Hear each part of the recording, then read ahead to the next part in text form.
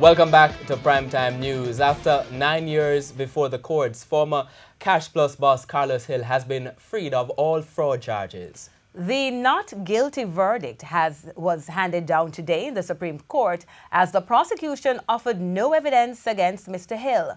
But what does this mean for Cash Plus investors? Will they be getting back their money? TVJ's ANDREA CHISHOLM has the answer to those and other questions in this story. Carlos Hill hurriedly making his way into a taxi after being acquitted of fraud charges in the Supreme Court. And there's only one thing on the minds of former Cash Plus investors. I am broke. Look in my pocket, probably around $200. I want some money. I would take money from Carlos Hill today. It was said that depositors would receive some form of compensation. Is that still on? That response in a few. But first, the court case.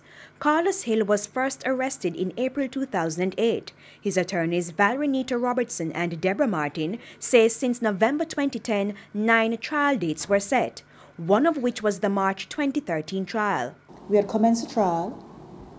Issues arose during the trial.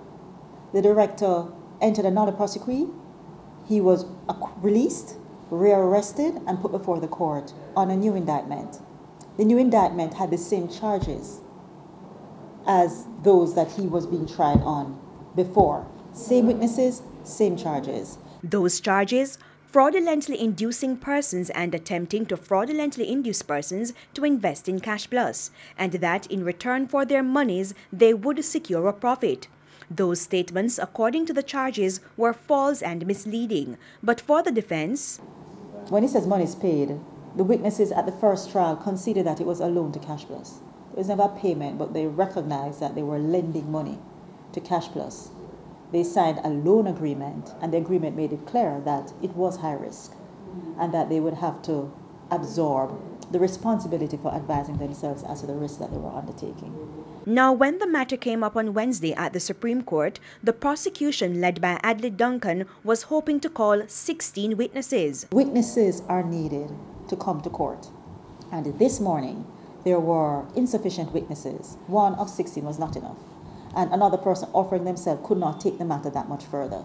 So for those reasons, the Crown recognized that they could offer no evidence. They had no evidence to offer in the form of witnesses, and the jury were directed to return formal verdicts of not guilty.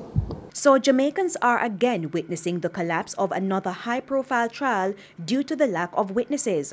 Carlos Hill has been found not guilty of the criminal charges. But will investors who pumped millions into Cash Plus get back their money?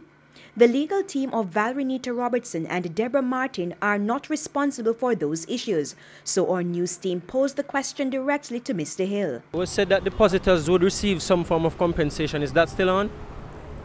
That will definitely happen, especially now that this is behind me. Then we can concentrate on that. ANDREA CHISHOLM, TVJ News.